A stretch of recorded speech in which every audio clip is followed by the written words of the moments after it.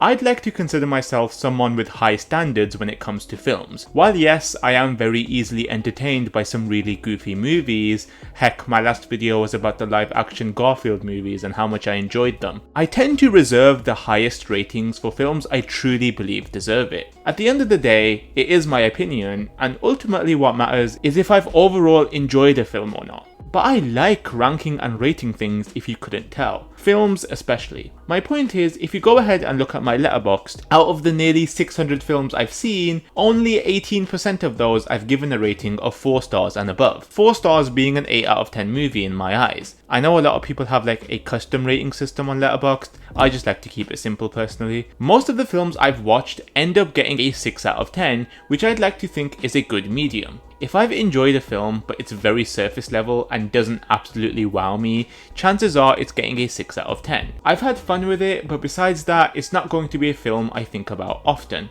So why have I explained this? Well, there's a certain movie that released over 2 years ago now, which was a Paramount Plus release. To my knowledge, it was never in theatres, which I confidently gave 4 out of 5 stars all 3 times I watched it, and if my stingy ass is saying this is a brilliant movie, then this is a brilliant movie. That movie is none other than Honor Society, a movie starring Angourie, who you might know from the new Mean Girls release, the Holland Spider-Man films, or that one episode of Black Mirror. She's an Australian actress who's kinda been killing it lately. And Gaten Matarazzo, mostly known for playing Dustin Henderson on Stranger Things, a super lovable character. I don't actually know how I even discovered this movie and why I watched it in the first place, but I am so glad that I did, because this movie just completely subverts your expectations, but in the best way possible. Being a Paramount Plus release, there's certain connotations to that. You know, only being released for streaming. Sure, there's some really good Netflix original films out there, but the ones that stink really stink, which is kind of why I was hesitant to watch this film at first,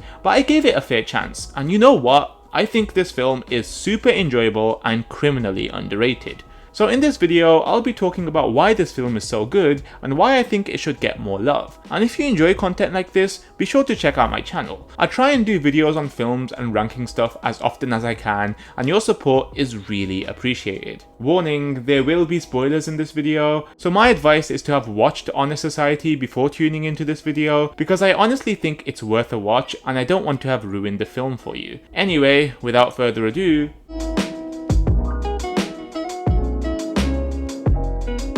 so Honor Society at its core is a film about a high school senior named Honor who wants to go to Harvard and is willing to do anything it takes to get there. There's no fancy camera tricks or mind-blowing cinematography. This is a film driven by its story, and I think to be able to pull that off is incredible. Honor has spent years perfecting her resume and academic standing in hopes of securing a crucial letter of recommendation from her guidance counselor to reach her end goal of going to Harvard. She admits it's wrong to kiss up to him, but believes it's her only shot. However, she soon learns that she's in a competition with 3 other top students for this recommendation, leading her to hatch a complex plan to outmaneuver them. Her competition includes Kennedy, a creative introvert, Travis, an athlete who's popular at the school, and Michael, an academically brilliant nerd. The movie follows Honor trying to distract these students from their studies so that Honor can come out on top and guarantee the recommendation. Her quote-unquote friends Emma and Talia assist her with her plan. The movie delves into themes of ambition, manipulation, and personal growth, as Honor navigates not only the race for academic success, but also unexpected relationships, and challenges that shift her perspective on what truly matters. The story also explores how high school pressures can shape one's sense of self and priorities. To sum it up like this, it's a very simple film, but it's really effective in telling its story, and the characters themselves are what make the film shine. Speaking of characters, Honor Rose is our protagonist, and she is a very interesting character. From the get-go, we are introduced to her as this kind of self-centered and manipulative person, and you don't really warm up to her at first. She is very arrogant and believes she has what it takes to get into Harvard if she plays her cards right with the guidance counselor. She carries around the Handmaid's Tale due to how much she relates to the main character. She doesn't want to be stuck in this town forever, and Harvard is her way out. As we see more of Honor on screen though, we realize that she's a very observant person, and while her intentions are very selfish, the way she goes about her master plan is very considerate. First on the list to eliminate is Kennedy, who's a part of the theatre club at the school. We realise that Kennedy isn't very well liked within the club, but Honor knows how creative she is, having read her plays on Facebook and knowing exactly what costumes she's wearing. Therefore, Honor suggests that the theatre club put on a production of Kennedy's play on Mary I of England, in hopes the project distracts Kennedy and causes her grades to sink. This ends up working. While her grades aren't doing the best, people end up getting on board with doing her play slowly but surely, and Kennedy is finally finding herself in a friend group. Similarly, Honor notices that Travis acts a little odd with his girlfriend, remaining celibate and not really giving her proper attention, which allows her to find out that Travis is in fact gay and has a crush on Gary, the guy who's in charge of the theatre club. This allows Honor to propose that Travis should be the lead of the play. He's hesitant at first, but her instincts were right in thinking he will come around to it. They even make this a point in the movie, but it's really interesting how Honor doesn't go forward with her plan with an evil mindset. Whether she wants to admit it or not, she's a nice person and changed both Kennedy's and Travis's lives for the better when she easily had the chance to ruin them. Like with Travis, for example, she doesn't exploit the fact that he's clearly struggling with his identity and nudges him into a role that helps him come to terms with himself and build confidence. I think that's what intrigues me most about this movie. Honor Rose is a very thoughtful person. She straddles the line between selfish ambition and genuine kindness, making her a complex protagonist perfect for a movie like this. Going in, I wasn't expecting this kind of nuance, and I'm genuinely impressed by it. I wouldn't even go as far as to say that she's a morally ambiguous character, because by the end we realise she's just a good person. Inadvertently, and towards the end advertently, though I don't want to get too ahead of myself, positively impacting those around her. I really like this character, and Angourie Rice did a phenomenal job portraying her.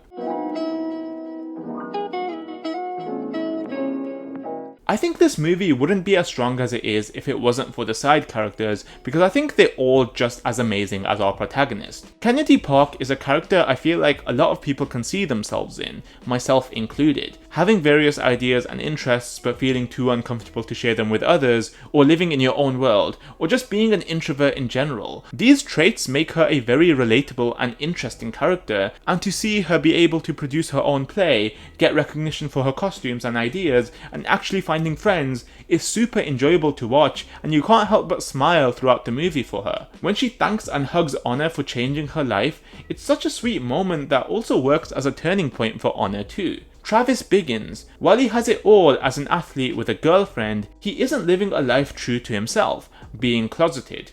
He had no idea about his love for theatre, and seeing him truly happy is really nice, especially with him now being able to express another side to him, acting as Gary's love interest in the play. His concern that his dad won't be proud of him being himself is a valid concern, and it's super relieving to see his dad knowing all along and not showing any kind of judgment. The way this movie went about this topic was really cool actually, and seeing the play at the end with his dad in the audience was awesome. I also particularly liked how Travis doesn't completely ditch his sports career after finding his passion for acting, which would have felt like an absolute cliche. I appreciate how he balances both in the end, and that's cool because it's real. People have interests in more than one thing, and while it is a very minute detail, I really liked it. Talia and Emma are characters who don't really play a massive role in the film, but are kind of integral to the overarching story. We're introduced to them as being Honor's friends and the popular girls at school. Their friendship, however, feels quite artificial. They do what Honor tells them to do,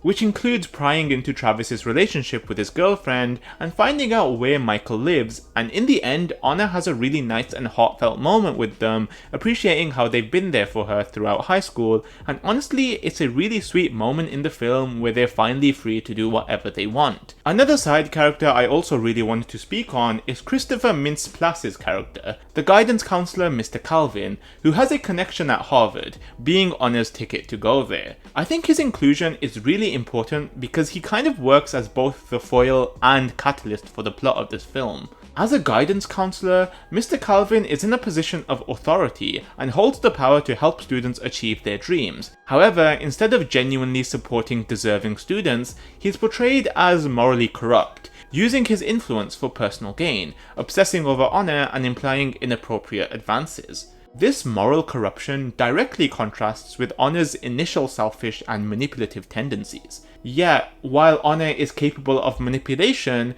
Mr. Calvin represents a more sinister and unethical form of selfishness. His character acts as a mirror for Honor to reflect on her own choices.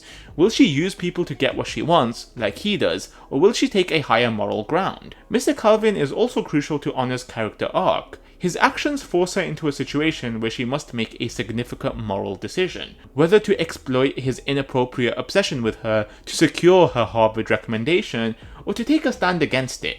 In the end, instead of acting purely in self-interest, Honor chooses to expose him, a decision that marks her growth and adds layers of complexity to her character. Her blackmailing him into giving the recommendation to Kennedy, someone more deserving, instead of Michael, shows that while Honor still employs manipulative tactics, her priorities have shifted from personal gain to helping others. I just think all of these side characters were really fleshed out and contribute to a really enjoyable watch, and while there are many others I could get into, I feel like I'd be here for a while. So let's move on to the...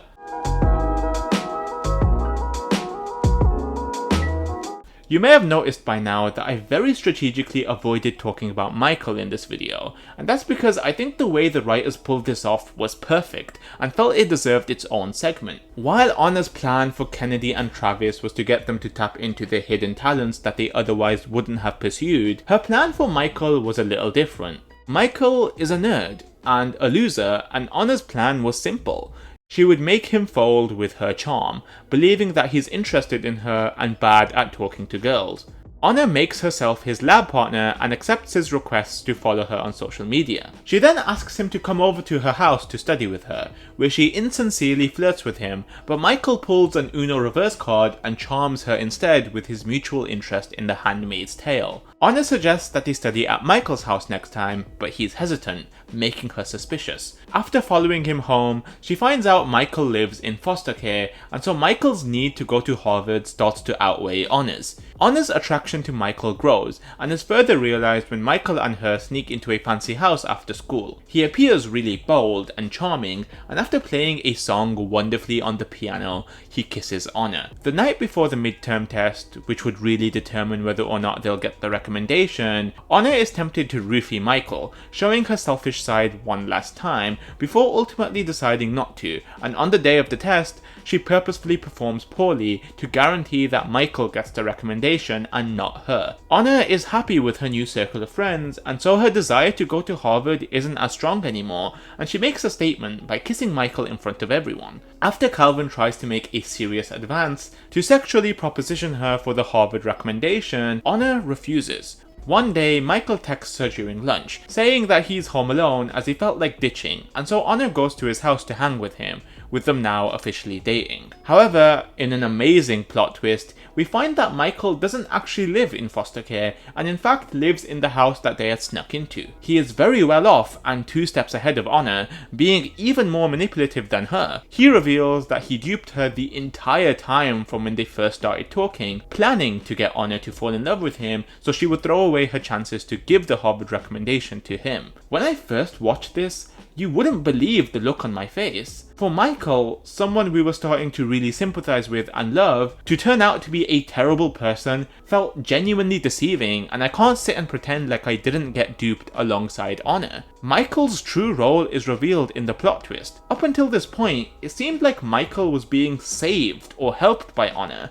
but in reality, he was using her all along. Michael, similar to Mr. Calvin, serves as a mirror to Honor's character. Both are intelligent and capable of manipulation, but while Honor's journey leads to personal growth and a softening of her selfishness, Michael's path reveals a deep-rooted ambition with no regard for others. This parallel makes his betrayal more impactful and underscores Honor's character growth in contrast to his moral downfall. Initially, he's set up as someone who is seemingly beneath Honor in terms of social status and confidence, which makes it easy for both Honor and the audience to underestimate him. But by the end, he becomes the puppet master, outsmarting everyone.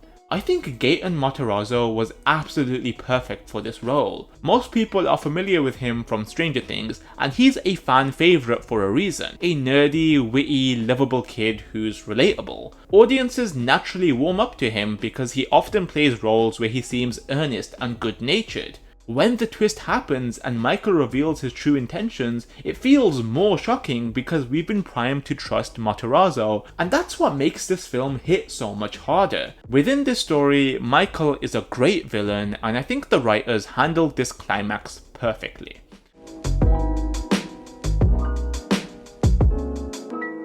You can't have a banger movie without a banger ending, and I absolutely love the way this film wraps up. After the huge bombshell is revealed, it seems that all hope is lost. Michael won, he's going to Harvard, right? And a heartbroken Honor kind of reinforces this. But Honor's new friends arrive at her house in a really heartwarming scene, saying how the play can't go on without her being there. And in that moment, we realize just how much Honor's journey has shifted. She started out with only one goal in mind, getting into Harvard, but along the way, she found something even more valuable: genuine friendships and a sense of belonging. It's no longer just about academic success for her. She's grown beyond that selfish ambition. The play is so fun and a huge success, making us really cheer for these characters. Deciding to make one last move in the race for the recommendation, she goes to Calvin's office just as Michael is about to receive it, which is when she blackmails Mr. Calvin to give the recommendation to Kennedy. It is so goddamn satisfying to see Honor use her manipulative nature for something really good,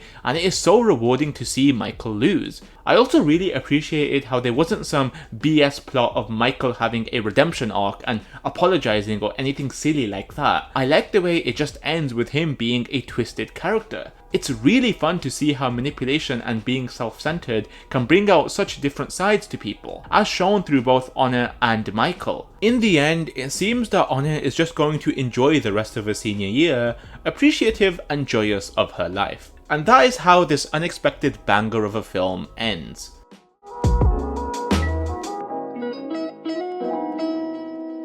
Alright, final thoughts. I absolutely love this movie, sue me. I think it does a lot of things exceedingly well, and is an incredibly satisfying watch beginning to end. The performances are stellar, and the plot twist didn't feel off. It's not just a story about getting into Harvard, it's about realizing that life is more than just a resume, and that real success comes from the connections we make and the people we become. And that overall message is one that's quite potent, and not really explored in many other films. Overall, I couldn't recommend this film more, and would love to see more films like this in the future. Anyway, I think I'll be wrapping up the video there. Thank you so much if you watched through this entire thing, and I'll catch you all in the next one.